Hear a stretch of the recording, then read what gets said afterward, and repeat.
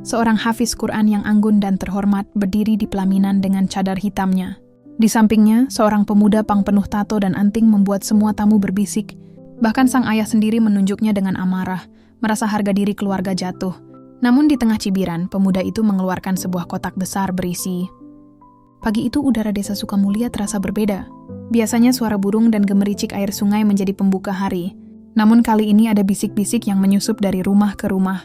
Kabar mengejutkan, menyebar cepat, mengalahkan aroma kopi hangat di teras-teras rumah warga.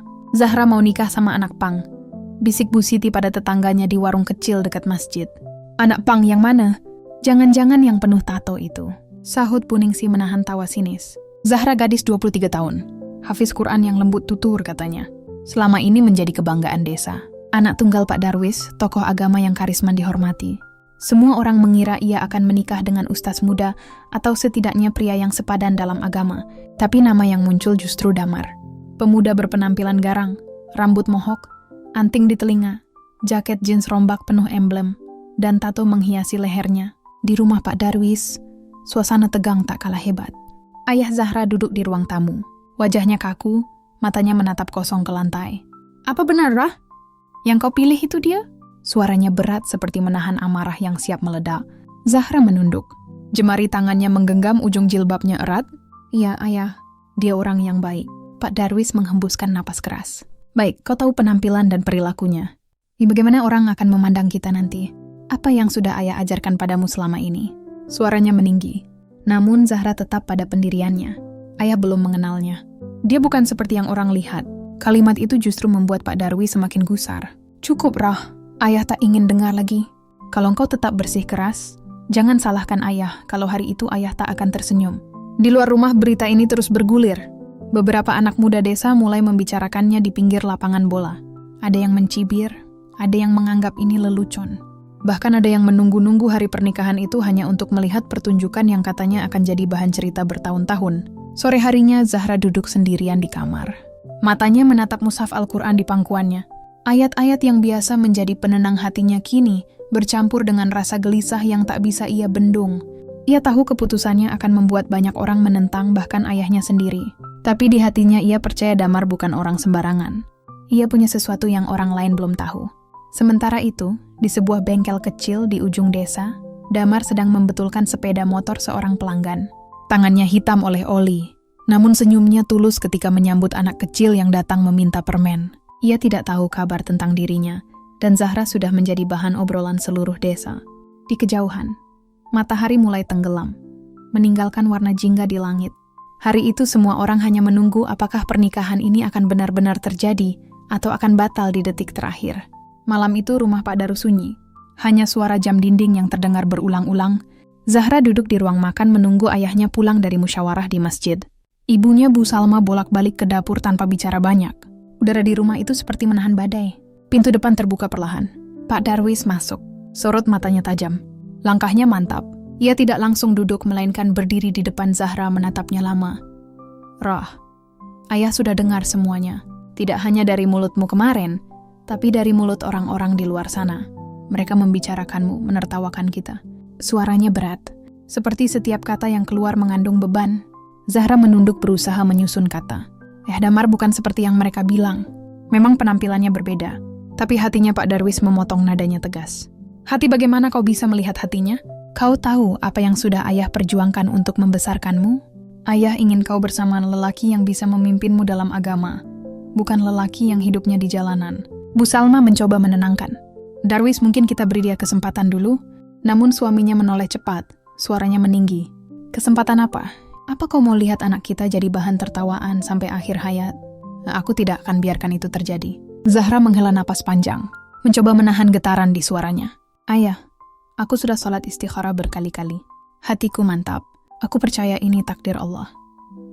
Kata takdir itu membuat Pak Darwis terdiam sesaat. Tapi hanya sebentar. Kalau begitu, kau pilih dia atau kau pilih keluarga ini? Kalimat itu seperti petir menyambar. Zahra terpaku, matanya panas, air mata mulai menggenang. Ia tahu ancaman itu bukan sekadar kata-kata. Ayahnya adalah lelaki yang memegang teguh ucapannya. Beberapa hari berikutnya, penolakan itu tak hanya datang dari sang ayah. Kabar pernikahan Zahra dan Damar sudah menyebar luas. Di warung kopi, beberapa bapak-bapak sengaja bercanda nyaring. Wah, Hafiz Quran sekarang seleranya beda. Punk juga masuk surga kali. Gelak tawa pun pecah menusuk telinga Zahra yang kebetulan lewat. Di rumah Pak Darwis semakin jarang berbicara dengan putrinya. Bahkan setiap Zahra mencoba mendekat, ayahnya hanya memberi tatapan dingin. Bu Salma yang berada di tengah tak kuasa melihat anak dan suaminya saling menjauh. Nak, ayahmu hanya takut kau terluka. Dia belum melihat seperti apa Damar sebenarnya, bisiknya suatu malam. Namun Zahra tahu tidak ada cara mudah untuk membuat semua orang mengerti. Apalagi ketika yang mereka lihat hanyalah tato di kulit dan rantai di leher, bukan niat di hati. Di sisi lain, Damar mulai merasakan tekanan. Beberapa pemuda desa mendatanginya di bengkel. Lu beneran mau nikah sama Zahra? Lu kira lu pantas hapus dulu tuh tato, potong rambut baru kita percaya. Damar hanya tersenyum tipis. Kalau kalian mau tahu siapa gua sebenarnya, sabar aja sampai hari itu tiba. Hari demi hari, jarak antara Zahra dan ayahnya semakin lebar. Namun di dalam hati, Zahra tetap yakin badai ini akan reda suatu saat. Ia hanya belum tahu badai itu akan memuncak di hari yang paling sakral dalam hidupnya. 2 tahun sebelum kabar pernikahan itu mengguncang desa, Zahra sama sekali tidak mengenal siapa itu Damar. Saat itu ia tengah menjadi relawan dalam acara santunan anak yatim yang diadakan di halaman masjid besar kota. Zahra duduk di meja penerima tamu mencatat nama-nama anak yang datang bersama wali mereka. Suasana riuh, anak-anak tertawa. Beberapa pemuda sibuk mengatur panggung. Di tengah keramaian itu, Zahra melihat sosok yang berbeda dari yang lain. Seorang pemuda tinggi, rambut mohok, jaket jeans lusuh dengan emblem musik, anting di telinga, dan tato melingkar di leher. Ia menggendong seorang anak kecil yang tampak kurus lalu berjalan ke arah meja distribusi makanan. Beberapa panitia lain memandangnya curiga. Ada pula yang langsung menghindar.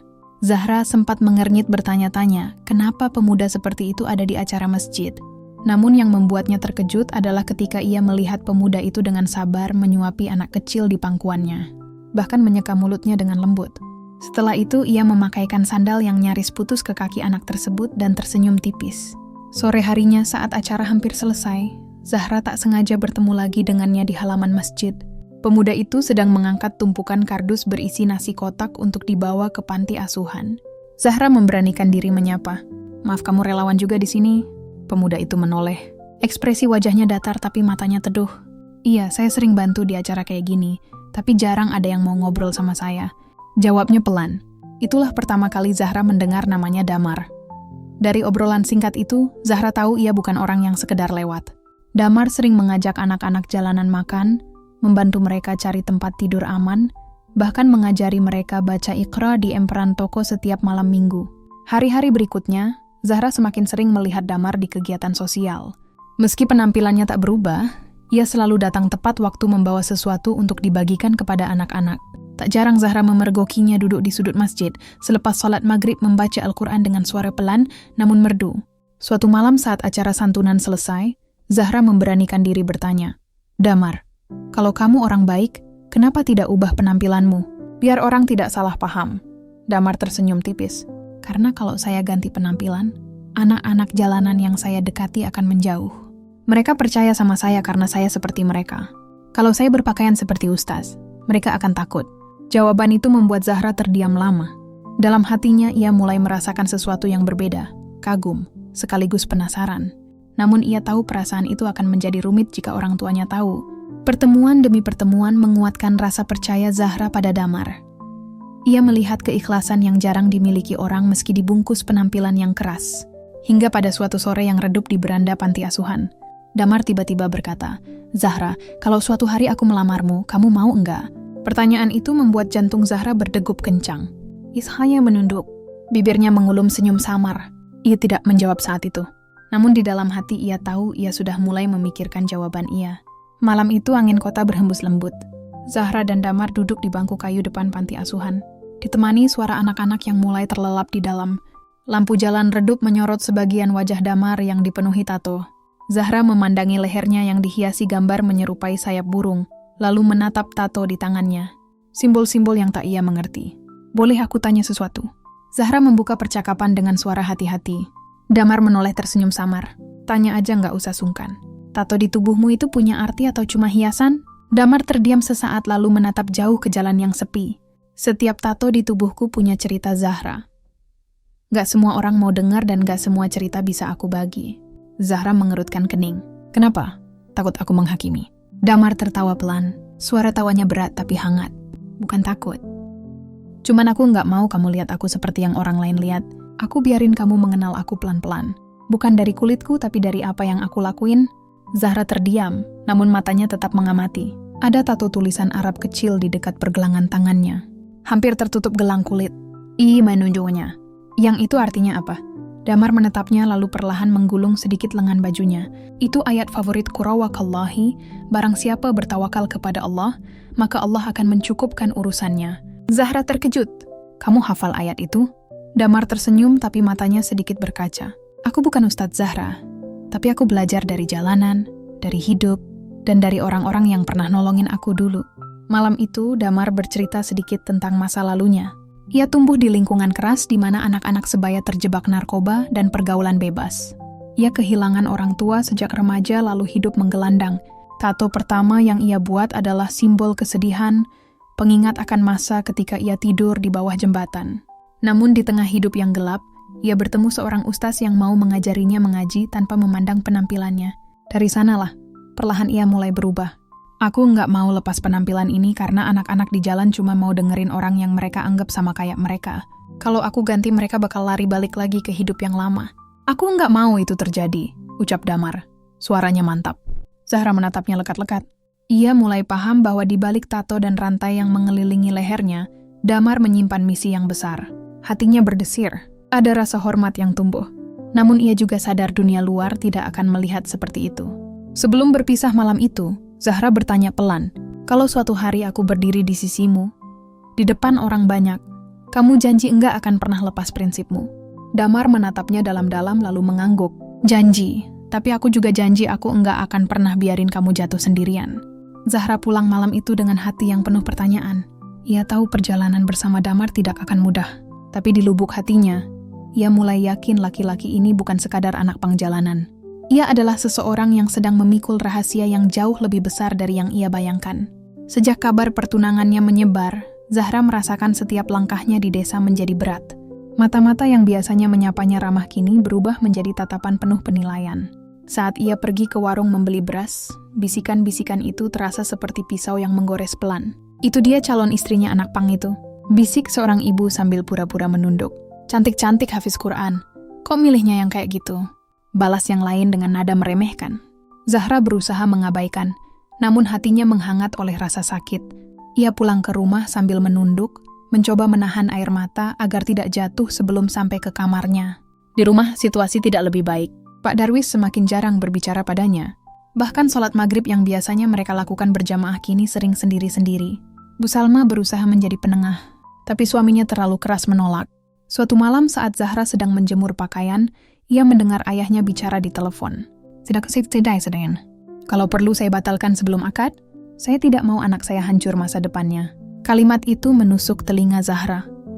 Ia tahu ayahnya sedang bicara tentang Damar. Di sisi lain, Damar juga tak luput dari tekanan. Sejumlah pemuda desa mendatanginya di bengkel. Mereka berdiri di pintu, sengaja bersandar dengan tatapan meremehkan. Dam, lu serius mau masuk keluarga ustaz itu?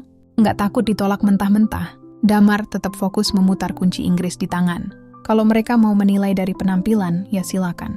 Gua enggak nikah sama desa, gua nikah sama Zahra. Kalimatnya membuat mereka tertawa sinis. Lihat aja nanti lu pasti malu sendiri di pelaminan. Tekanan juga datang dari sahabat-sahabat Zahra. Salah satunya Nisa memutuskan menjauh. Rah, maaf, aku nggak bisa dukung keputusanmu. Aku takut nama kita ikut tercoreng di mata orang. Kata-kata itu membuat Zahra kehilangan salah satu teman terdekatnya. Malam demi malam, Zahra berdoa panjang di sepertiga malam, meminta Allah meneguhkan hatinya. Ia tahu badai belum mencapai puncak. Hari akad semakin dekat dan setiap hari seperti ujian kesabaran baru. Beberapa hari sebelum pernikahan, Pak Darwis memanggil Zahra ke ruang tamu. Wajahnya serius. Rah, ini kesempatan terakhir. Kalau kau mau, ayah bisa carikan calon yang lebih pantas yang bisa membimbingmu. Tapi kalau kau tetap pilih Damar, jangan harap ayah akan menyambutnya di rumah ini. Zahra menatap mata ayahnya yang dingin. Ayah, aku memilihnya bukan karena dunia. Aku yakin dia bisa membimbingku. Mungkin ayah belum melihatnya, tapi aku sudah. Pak Darwis menggeleng bangkit dari kursi dan melangkah pergi tanpa sepatah kata lagi. Di pintu ia berhenti sebentar lalu berkata pelan, kalau kau sampai terluka, jangan cari ayah. Kalimat itu membekas di hati Zahra. Ia tahu hubungan ini akan membawa luka, tapi ia juga percaya di balik semua penolakan ini ada alasan besar yang kelak akan terungkap, membuat semua orang terdiam. H3 sebelum hari pernikahan.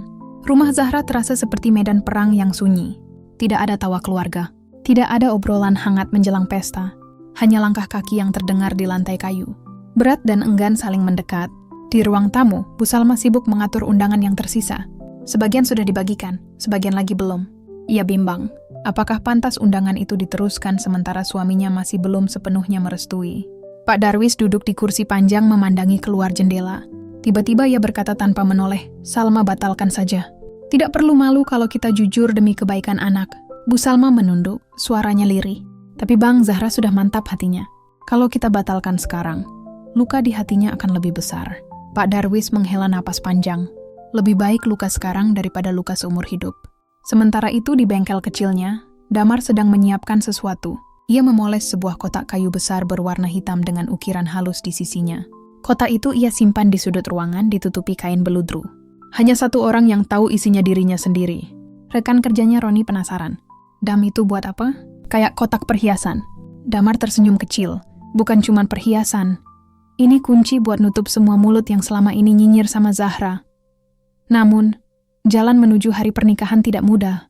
Sore itu, Zahra mendapat pesan dari seorang nomor tak dikenal. "Kalau kamu masih mau nikah sama Damar, siap-siap tanggung malu di depan semua orang." Zahra tertegun.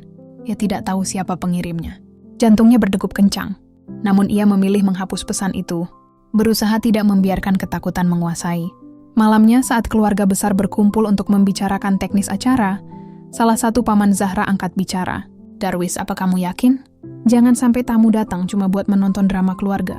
Pak Darwis menatap Zahra sekilas lalu berkata dingin, "Saya belum tentu hadir kalau laki-laki itu tidak mengubah penampilannya." Kata-kata itu seperti palu yang memungkul hati Zahra. Ia tahu ayahnya tidak main-main. Namun ia juga tahu meminta Damar mengubah penampilannya berarti mengkhianati prinsip hidup yang selama ini ia hormati. Di hari berikutnya, Damar datang ke rumah Zahra membawa seserahan. Pak Darwis menerima di teras dengan wajah datar. "Damar, sebelum angkat nanti, saya minta satu hal. Potong rambutmu, lepas antingmu, tutup tato-tatomu biar tidak." Damar menatap langsung ke mata Pak Darwis. Suaranya tegas namun sopan. "Pak, saya datang bukan untuk mempermalukan Zahra atau keluarga. Tapi saya juga tidak mau berpura-pura jadi orang lain. Kalau Bapak mau mengenal saya, biarkan saya jadi diri saya. Hari itu biar saya buktikan." Pak Darwis menahan emosi lalu berjalan masuk tanpa membalas. Zahra yang mendengar dari balik pintu menutup mulutnya, agar isak tangisnya tidak terdengar. Hari terus berjalan dan detik menuju akad terasa semakin menegangkan. Tidak ada yang tahu apakah pernikahan ini akan berlangsung dengan restu atau berakhir di ujung penolakan. H1 sebelum akad langit sore desa Sukamulya diselimuti awan kelabu. Hujan turun rintik-rintik membasahi halaman rumah Zahra yang sudah dipasang tenda sederhana untuk acara besok. Dari luar terlihat persiapan berjalan seperti biasa. Kursi berjejer, panggung pelaminan sedang dirangkai, karpet merah digelar. Tapi di dalam rumah, suasana hati semua orang terasa berat. Zahra duduk di kamarnya memandangi gaun putih sederhana yang tergantung di lemari. Jemarinya menyentuh kainnya perlahan seakan mencari kekuatan dari benda yang akan ia kenakan besok. Di meja rias ada mushaf Al-Quran yang selalu menemani sejak ia remaja.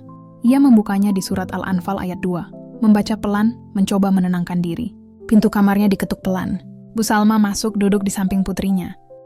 "Nak, apa kamu benar-benar yakin kalau besok kamu maju, mungkin ayahmu tidak akan tersenyum di pelaminan?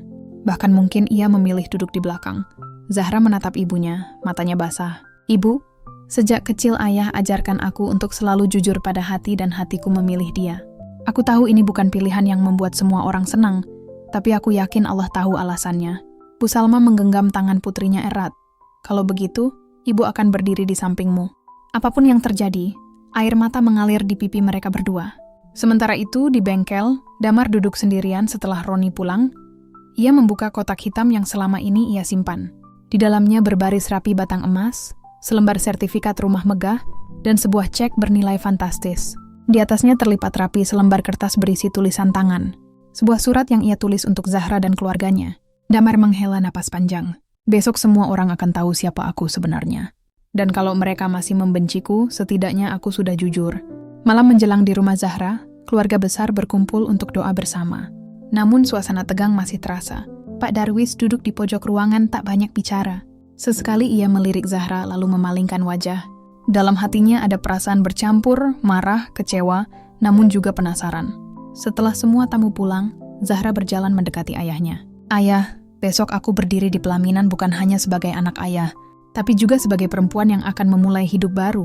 Kalau ayah tidak bisa tersenyum untukku, setidaknya izinkan aku menggenggam restu ayah di hatiku." Pak Darwis tidak menjawab, hanya menatapnya dalam diam. Tatapan itu membuat Zahra hampir menangis, tapi ia menunduk dan melangkah pergi sebelum air matanya jatuh. Malam itu Zahra berdoa lebih lama dari biasanya. Ia tahu badai besok mungkin akan lebih besar dari semua hari sebelumnya. Namun keyakinannya tak goyah bahwa kebenaran akan terungkap di waktu yang tepat. Pagi itu langit masih sedikit mendung, namun udara terasa sejuk. Dari luar rumah Zahra terlihat sibuk. Tenda sudah penuh dengan kursi tamu. Pelaminan berhias bunga putih dan hijau, dan meja hidangan tersusun rapi. Warga desa mulai berdatangan. Sebagian dengan wajah penuh rasa ingin tahu. Sebagian lagi membawa tatapan sinis yang tak bisa disembunyikan. Zahra duduk di ruang rias, dikelilingi beberapa saudara perempuan yang membantu memakaikan gaun putihnya. Meski wajahnya dirias cantik, sorot matanya menyimpan kegelisahan. "Ibu, ayah di mana?" tanyanya pelan. Bu Salma mencoba tersenyum. "Ayah masih di kamar. Mungkin nanti keluar saat akad."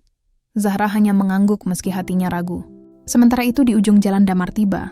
Ia datang dengan motor tua mengenakan kemeja hitam bersih, namun tetap mempertahankan jaket jeans robek dan rantai di lehernya. Rambut mohoknya masih tegak. Tato di lehernya terlihat jelas. Beberapa warga yang melihat mulai berbisik. "Itu dia, masih juga tampil kayak gitu. Benar-benar nekat." Damar turun dari motornya dengan langkah mantap membawa sebuah kotak kayu besar yang dibungkus kain beludru hitam. Kotak itu ia pegang erat seperti membawa sesuatu yang sangat berharga. Roni sahabatnya mengikutinya dari belakang sambil memegang tas berisi dokumen. Begitu memasuki halaman rumah, semua mata tertuju padanya. Anak-anak kecil menatap penasaran. Para ibu berbisik-bisik, sementara beberapa pemuda sengaja menahan tawa. Damar tidak menoleh ke kiri atau kanan, matanya hanya fokus ke depan. Di dalam rumah suara riuh mulai terdengar. "Calon pengantinnya udah datang," seru salah satu saudara. Zahra menunduk, napasnya terasa berat. "Ya Allah, beri aku kekuatan," gumamnya. Tak lama kemudian, Damar memasuki ruang tamu yang sudah disiapkan untuk akad. Ia memberi salam lalu duduk di kursi yang disediakan berhadapan dengan penghulu. Kotak hitam itu ia letakkan di samping kursinya. Semua mata masih menelusuri penampilannya, mencari-cari alasan untuk membicarakan. Pak Darwis keluar dari kamarnya mengenakan baju koko putih, namun wajahnya tetap datar. Ia tidak duduk di sebelah calon menantunya, melainkan di kursi agak jauh. Tatapan mereka bertemu sebentar, lalu beralih tanpa sepatah kata. Suasana menjadi hening ketika penghulu mulai membuka acara. Bacaan ayat suci menggema. Namun ketegangan tetap terasa di udara. Zahra masuk ke ruangan, duduk di sisi yang telah disediakan untuk mempelai wanita. Meski wajahnya tertutup cadar, semua orang bisa melihat dari sorot matanya bahwa ia menahan banyak emosi. Beberapa menit sebelum ijab kabul dimulai, seorang tamu berbisik pada yang lain. "Kita lihat aja nanti, apakah dia beneran bawa mahar atau cuma janji-janji." Ucapan itu terdengar sampai telinga Damar. Ia hanya tersenyum tipis, memegang kotaknya sedikit lebih erat. Ketika penghulu bertanya, "Apakah semuanya siap?" Damar mengangguk mantap. "Siap," jawabnya tegas. Zahra menunduk, menggenggam ujung bajunya erat. Pak Darwis masih duduk kaku, belum mengeluarkan sepatah kata pun. Dan tepat sebelum prosesi ijab kabul dimulai, seseorang dari tamu berdiri mengangkat suara. "Kalau mau nikah, kenapa enggak ubah penampilan? Malu-maluin keluarga mempelai wanita aja." Suasana mendadak ricuh. Semua menoleh pada Damar menunggu reaksinya. Damar menatap orang itu sebentar lalu berkata pelan tapi tegas, "Tunggu sampai acara selesai. Semua akan terjawab." Suara sah dari para saksi akhirnya menggema di ruangan itu. Ijab kabul berjalan lancar tanpa tergagap. Namun suasana hati yang hadir tidak ikut tenang. Setelah prosesi selesai, penghulu memberi ucapan selamat. Disusul beberapa tamu yang maju menyalami. Sebagian menepuk bahu Damar dengan dingin. Sebagian lagi hanya mengangguk singkat. Bahkan ada yang sengaja menahan senyum sinis. Pelaminan sudah siap. Zahra dan Damar duduk berdampingan. Zahra menunduk menatap tangannya yang saling mengenggam di pangkuan. Di samping mereka, Bu Salma berusaha menjaga senyum, meski matanya berkali-kali melirik ke arah suaminya. Pak Darwis duduk di kursi tamu, tak mau naik ke pelaminan. Sorot matanya tajam setiap kali melihat Damar. Bisik-bisik mulai terdengar lagi di antara tamu. Kasihan Zahra duduk sama orang kayak gitu. Bisa-bisanya anak tokoh agama nikah sama peker jalanan. Beberapa bahkan berani mendekat ke pelaminan sambil berkata setengah bercanda, "Nggak malu Dam nikah sama hafiz Quran, tapi penampilan gitu-gitu aja." Damar hanya tersenyum tipis. Ia tidak membalas. Namun genggaman tangannya pada Zahra menguat. Zahra bisa merasakan denyut nadi suaminya yang cepat seakan ia sedang menahan sesuatu di dadanya. Ketegangan memuncak ketika Pak Darwis akhirnya berdiri. Semua mata mengikutinya, berharap ia akan memberi restu. Namun yang terjadi justru membuat udara di tenda menjadi berat. Pak Darwis melangkah ke depan pelaminan, berdiri di samping kursi mereka lalu menunjuk ke arah Damar. "Kau tahu kenapa aku tak tersenyum hari ini? Karena aku malu. Malu melihat anakku yang menjaga kehormatannya. Memilih lelaki yang sama sekali tidak mencerminkan keluarga kami." Suara tamu yang tadinya riuh mendadak mereda. Semua mata memandang ke arah Pak Darwis dan Damar. Zahra menunduk lebih dalam, matanya mulai berkaca-kaca. "Kalau bukan karena dia memaksa, aku tak akan hadir di sini. Kau mungkin sudah menikahi anakku, tapi jangan kira kau bisa membuatku bangga." Lanjut Pak Darwis. Suaranya berat, nyaris bergetar. Ucapan itu seperti palu yang memecahkan sisa-sisa ketenangan. Beberapa tamu menutup mulutnya, sebagian lagi berpura-pura sibuk dengan makanan. Sementara itu Damar tetap duduk tenang. Ia memandang Pak Darwis lalu berkata pelan, namun jelas, "Saya mengerti Pak, tapi izinkan saya bicara nanti saat waktunya tiba." Pak Darwis hanya menghela napas keras lalu melangkah pergi meninggalkan pelaminan. Zahra menatap punggung ayahnya yang menjauh. Hatinya terasa diremas. Ia ingin berteriak, namun lidahnya keluh. Damar menepuk punggung, tangannya pelan, mencoba menenangkan. Namun di balik keterangan Damar ada bara yang disimpannya.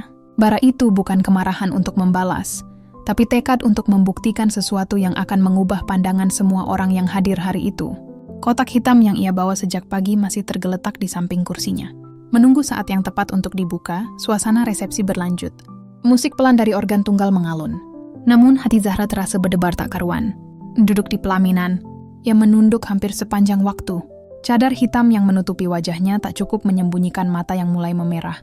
Setiap ucapan selamat dari tamu terasa hampa karena diselipi tatapan menilai atau senyum tipis yang tak tulus. Seorang kerabat jauh bahkan berbisik pelan saat bersalaman. "Sayang sekali, Rah. Kamu bisa dapat yang lebih baik." Zahra hanya menjawab dengan anggukan lemah. Tak sanggup menatap. Tangannya menggenggam, ujung gaun erat-erat di balik meja pelaminan. Dari arah kanan terdengar suara beberapa ibu-ibu yang duduk sambil makan. Dulu Zahra juara tahfiz tingkat kabupaten kan? Siapa sangka akhirnya begini ya? Namanya juga perempuan. Kalau sudah jatuh hati nggak mikir panjang. Kalimat-kalimat itu menusuk telinga membuat matanya terasa panas. Damar yang duduk di sampingnya sesekali melirik. Ia bisa merasakan betapa Zahra sedang berjuang menahan air mata. Genggaman tangannya pada Zahra semakin erat, seolah berkata tanpa suara, "Bertahanlah sebentar lagi." Namun cobaan tak berhenti di situ. Seorang teman lama Zahra Nisa datang untuk memberi selamat. Wajahnya canggung senyum yang terpaksa. "Selamat, Rah." Suaranya pelan lalu ia menatap sekilas ke arah Damar. "Semoga kamu gak nyesel." Zahra menelan ludah mencoba tersenyum. "Makasih, Nis." Tapi begitu Nisa pergi, sudut matanya basah. Ia menunduk lebih dalam. Air mata akhirnya lolos dari kelopak membasahi bagian dalam cadarnya. Pak Darwis masih duduk jauh di kursi belakang. Wajahnya kaku. Sesekali berbicara dengan tamu lain. Tidak sekalipun ia menatap Zahra atau Damar. Bagi Zahra, sikap ayahnya itu lebih menyakitkan daripada semua cibiran tamu. Di tengah tekanan itu, Bu Salma naik ke pelaminan untuk menyeka pipi putrinya secara diam-diam. "Nak, kuat sedikit lagi. Ibu di sini." Zahra mengangguk pelan menelan isak. Damar menatap mertuanya, memberi hormat kecil dengan tatapan seolah meminta pengertian. Kotak hitam di samping Damar masih belum dibuka. Ia menunggu momen yang tepat. Momen di mana semua akan berkumpul dan menyaksikan tanpa ada yang bisa mengalihkan perhatian. Sementara itu di hati Zahra doa terus bergem. "Ya Allah, kalau memang ini jalanku, kuatkan aku sampai akhir. Jangan biarkan aku runtuh di depan mereka." Hujan rintik-rintik di luar mulai reda. Namun di dalam tenda, awan tegang belum beranjak. Semua orang seakan menunggu sesuatu meski mereka sendiri tak tahu apa. Dan Zahra pun tahu saat kotak itu terbuka nanti, bukan hanya dirinya yang akan menangis, tapi juga orang-orang yang hari ini telah meremehkannya. Suasana resepsi mulai terasa berat. Beberapa tamu sudah bersiap pulang, namun sebagian tetap duduk seperti menunggu ada kejadian menarik yang akan jadi bahan gosip. Di pelaminan, Zahra masih menunduk. Matanya bengkak di balik cadar. Damar menetap sekeliling, mengamati satu persatu wajah yang sejak tadi memandangnya rendah. Kotak hitam di samping kursinya tampak mencolok di antara dekorasi bunga. Beberapa tamu sudah memperhatikan berbisik-bisik. "Itu apa, souvenir? Mungkin isi mahar, tapi kok kayaknya gede banget. Damar menepuk tangan Zahra pelan. Rasiap, suaranya rendah. Zahra mengangguk ragu. Untuk apa? Damar tersenyum samar. Untuk menjawab semua yang mereka pikirkan tentang kita. Ia berdiri perlahan. Semua mata langsung tertuju padanya. Kotak hitam itu ia angkat dengan hati-hati lalu dibawa ke tengah ruangan. Langkahnya mantap, meski suara bisik-bisik kian riuh. Roni sahabatnya ikut berdiri di sisi kanan membantu membuka kain beludru yang menutupi kotak. Pak Darwis yang duduk di kursi belakang ikut memandang. Alisnya berkerut. Ia tidak tahu apa yang hendak dilakukan menantunya itu. Bapak, Ibu, dan semua tamu, izinkan saya bicara sebentar, ucap Damar. Suaranya jelas dan tegas menggema di bawah tenda. Tamu mulai hening, bahkan musik organ tunggal berhenti seperti memberi ruang pada momen itu. Damar meletakkan kotak di meja kecil yang sudah disiapkan untuk seserahan. Tangannya membuka kunci besi di bagian depan kotak. Bunyi klik terdengar di seluruh ruangan. Perlahan ia mengangkat tutupnya. Cahaya dari lampu tenda langsung memantul pada deretan emas batangan yang tersusun rapi di dalam kotak. Gasps terdengar dari beberapa tamu. Di sampingnya terlihat sertifikat rumah besar lengkap dengan cap resmi notaris dan sebuah cek berangka miliaran rupiah. Semua terdiam, hanya suara hujan yang mulai turun lagi di luar tenda. Ini adalah mahar yang saya berikan untuk Zahra. Bukan untuk menyombongkan diri, tapi untuk menunjukkan bahwa saya tidak datang dengan tangan kosong, dan bahwa saya menghargai Zahra lebih dari apapun. Kata Damar, matanya menatap lurus pada Pak Darwis. Zahra menutup mulutnya dengan tangan. Matanya membesar di balik cadar. Ia sama sekali tidak tahu suaminya menyiapkan ini. Beberapa tamu mulai berbisik pelan. Kali ini bukan dengan nada meremehkan, tapi penuh rasa kaget. Namun Damar belum selesai.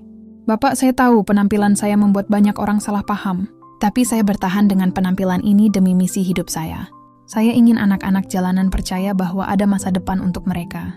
Penampilan ini adalah jembatan yang membuat mereka mau mendengarkan saya. Pak Darwis masih terdiam, wajahnya sulit dibaca. Tamu-tamu lain memandangnya menunggu reaksinya. Sementara itu di pelaminan, Zahra hanya bisa menahan air mata. Kali ini bukan karena sedih, tapi karena hatinya mulai dipenuhi rasa bangga. Dan di momen itulah semua orang sadar cerita hari ini belum berakhir karena rahasia terbesar Damar belum sepenuhnya terungkap. Hening yang menyelimuti tenda resepsi terasa tebal, seperti menyelimuti dada setiap orang yang hadir.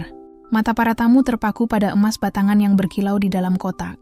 Sertifikat rumah yang dilaminating rapi, dan cek bernilai miliaran rupiah yang berada di sisi kanan. Cahaya lampu membuat pantulannya memancar seolah membungkam setiap lidah yang sejak tadi mencibir. Suara gumaman mulai terdengar pelan namun jelas. Ya Allah, 1 kilo emas itu sertifikat rumah beneran kan? Miliaran. Ini bukan main-main. Zahra masih menutup mulutnya. Tubuhnya sedikit bergetar. Ia tidak pernah membayangkan mahar yang akan ia terima sebesar ini. Selama ini yang ia tahu Damar hanyalah pemuda sederhana dengan bengkel kecil di ujung desa. Ternyata ia menyimpan sesuatu yang jauh lebih besar dari yang dibayangkan siapapun. Damar berdiri tegak di depan para tamu. Bapak, Ibu semua yang hadir di sini. Saya tahu banyak yang menganggap saya tidak pantas. Banyak yang mengira saya hanya anak jalanan yang tak punya masa depan. Tapi hari ini saya ingin tunjukkan bahwa penampilan bukan ukuran hati dan kemampuan seseorang. Ia mengangkat 1 batang emas di tangannya, memperlihatkannya ke arah tamu. Ini bukan untuk memamerkan harta. Ini adalah simbol bahwa saya siap memberi rasa aman dan layak untuk Zahra. Dan sertifikat rumah ini akan menjadi tempat tinggal kami yang insya Allah penuh berkah. Beberapa tamu mulai mengangguk. Sebagian bahkan tersenyum kaku, menyadari bahwa penilaian mereka tadi terlalu terburu-buru. Namun di kursinya Pak Darwis masih duduk dengan wajah kaku. Tatapannya tidak bergeser dari Damar. Bu Salma yang sejak tadi berdiri di sisi pelaminan menatap ke arah suaminya. Bang, lihatlah dia tidak seperti yang kita kira. Suaranya bergetar, matanya memohon. Damar menunduk hormat pada kedua mertuanya. Bapak, saya datang ke sini bukan untuk mengubah penampilan demi terlihat pantas, tapi untuk membuktikan bahwa saya bisa menjaga Zahra dunia dan akhiratnya. Kalau Bapak mau, izinkan saya membuktikannya seumur hidup saya. Suasana semakin emosional. Zahra menunduk, air matanya menetes. Kali ini tanpa bisa ia tahan. Tamu-tamu mulai mengeluarkan ponsel, memotret momen itu. Tapi bukan lagi dengan niat mengejek, melainkan mengabadikan kejadian yang mulai mereka anggap luar biasa. Dan di tengah semua itu, Pak Darwis perlahan berdiri. Semua mata langsung tertuju padanya. Langkahnya pelan menuju ke depan, namun sorot matanya belum berubah. Tidak ada yang tahu apakah ia akan merestui menantunya atau justru mengucapkan sesuatu yang bisa memecah suasana lagi. Pak Darwis berdiri di tengah tenda. Langkahnya pelan tapi mantap menuju pelaminan. Semua tamu menahan napas, menunggu kata-kata yang akan keluar dari mulutnya. Zahra menatap ayahnya dengan tatapan cemas, takut mendengar penolakan lagi. Pak Darwis berhenti tepat di depan Damar. "Kau siapa sebenarnya?" Suaranya tegas. Namun kali ini ada nada penasaran yang tak bisa disembunyikan. Damar menatap mertuanya lalu menghela napas. "Baik, kalau ini saatnya saya akan jujur. Nama saya Damar Saputra. Beberapa orang mungkin mengenal saya hanya sebagai pemuda pang dengan bengkel kecil. Tapi yang tidak diketahui banyak orang, saya adalah pendiri dan pemilik 3 perusahaan kreatif di Jakarta, yang sebagian besar hasilnya saya gunakan untuk mendanai yayasan sosial bagi anak-anak jalanan." Bisik-bisik langsung memenuhi ruangan. Pendiri perusahaan serius. Pantas saja mahar segitu. Damar melanjutkan, "Saya pernah hidup di jalanan tidur di emperan toko. Dari sana saya tahu bagaimana rasanya dianggap sampah. Tapi saya bersyukur Allah memberi saya kesempatan untuk bangkit. Dan saya memilih mempertahankan penampilan ini bukan untuk membangkang, tapi untuk bisa mendekati mereka yang masih terjebak di jalan. Saya ingin mereka percaya bahwa mereka pun bisa berubah tanpa harus merasa asing di dunia baru." Zahra menatapnya dengan mata berbinar. Air matanya jatuh tanpa ia usap. Ia baru tahu. Alasan Damar begitu teguh mempertahankan penampilannya adalah demi misi mulia yang selama ini ia jalani. Damar menoleh ke arah para tamu. "Mungkin sebagian dari bapak dan ibu menganggap saya tidak pantas untuk Zahra.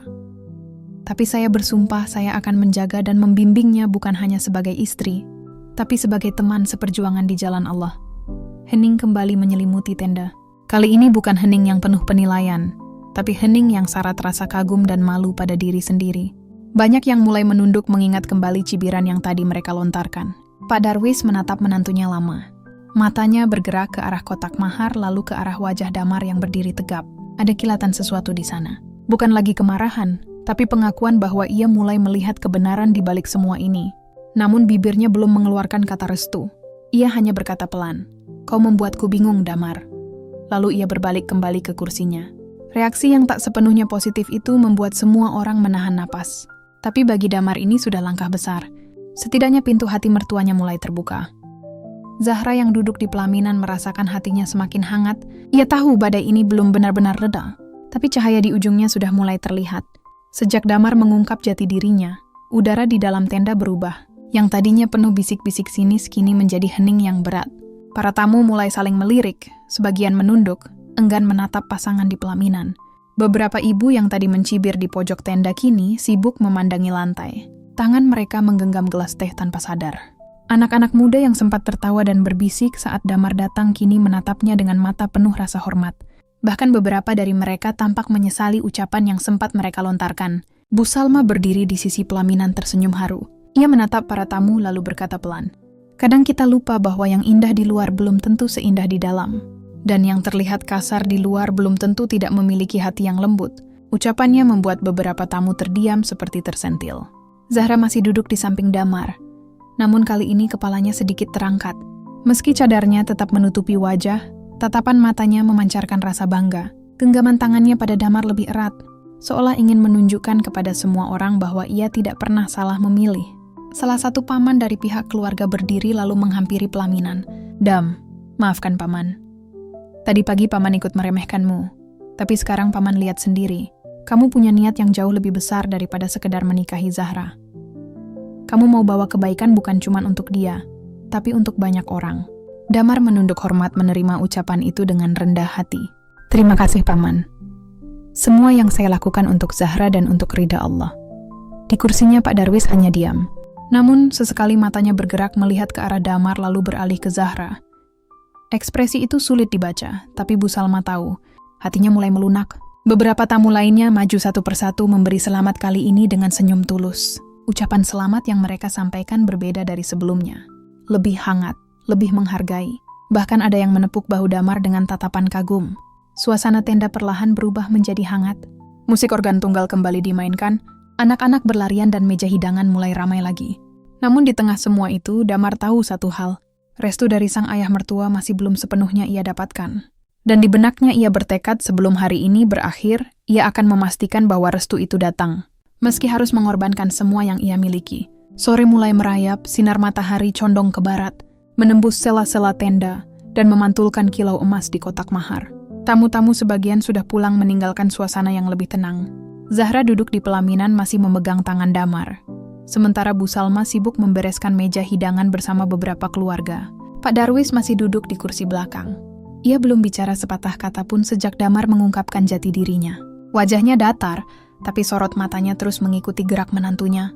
Damar menatapnya dari jauh. "Ya tahumu ini saatnya." Dengan langkah mantap, Damar berjalan menghampiri mertuanya. Tanpa kata, ia melepaskan jaket jeansnya, memperlihatkan tato di lengan yang bertuliskan ayat suci. "Pak, saya tahu Bapak belum bisa sepenuhnya menerima saya, tapi izinkan saya bilang satu hal." Pak Darwis mengangkat wajah menatap matanya langsung. "Saya mencintai Zahra bukan karena dia hafiz Quran saja, tapi karena dia perempuan yang sabar yang mau melihat hati saya, bukan kulit saya. Dan saya bersumpah seumur hidup saya, akan saya habiskan untuk membuatnya tersenyum, dan membuat Bapak tidak pernah menyesal mengizinkan kami menikah." Damar lalu berlutut di depan mertuanya menunduk dalam-dalam. "Kalau Bapak mau, saya akan datang ke sini setiap hari, untuk meminta restu sampai Bapak memberikannya." Ruangan itu sunyi. Zahra yang melihat dari pelaminan menahan napas. Bu Salma berhenti membereskan piring. Matanya berkaca-kaca. Perlahan Pak Darwis menghela napas panjang. Tangannya terulur, menepuk bahu Damar. "Bangkitlah, Nak." Suaranya pelan, tapi cukup jelas untuk didengar semua yang ada di ruangan. "Ayah," suara Zahra bergetar. Pak Darwis menatap putrinya lalu menoleh kembali pada Damar. "Mungkin ayah terlalu cepat menilai. Mungkin ayah salah, tapi satu hal yang ayah lihat hari ini. Kamu laki-laki yang tidak lari dari ujiannya. Dan itu yang ayah mau untuk anak ayah." Damar bangkit menunduk hormat. Wajahnya lega, matanya berkaca-kaca. Zahra tak kuasa menahan air mata. Ia berdiri dan berjalan cepat menghampiri lalu memeluk ayahnya. Pelukan itu erat lama penuh arti. "Terima kasih, ayah." Suaranya nyaris berbisik. Pak Darwis mengangguk lalu memeluk Damar. "Jaga dia dunia dan akhiratnya." "Saya janji, Pak," jawab Damar mantap. Sore itu suasana tenda kembali hangat. Tawa terdengar, musik kembali mengalun. Dan semua yang hadir melihat pernikahan itu kini bukan sekadar penyatuan dua orang, tapi penyatuan dua hati yang sempat berjauhan. Dan di hati Zahra, ia tahu badai yang ia lewati bersama Damar akan selalu menjadi pengingat bahwa cinta yang dibangun di atas kepercayaan dan kesabaran akan selalu menemukan jalannya. Sahabat semuanya, itulah akhir dari cerita kita hari ini. Terima kasih sudah menyimak sampai selesai. Semoga kisah tadi bisa menjadi pelajaran hidup yang berarti untuk kita semua. Sebelum video ini ditutup, kalau sahabat suka dengan cerita seperti ini, jangan lupa klik tombol suka, bagikan ke teman-teman, dan pastikan sudah subscribe channel Hidup Punya Cerita, supaya sahabat tidak ketinggalan cerita-cerita menarik dan penuh makna lainnya. Terima kasih banyak atas waktunya. Wassalamualaikum warahmatullahi wabarakatuh. Ya.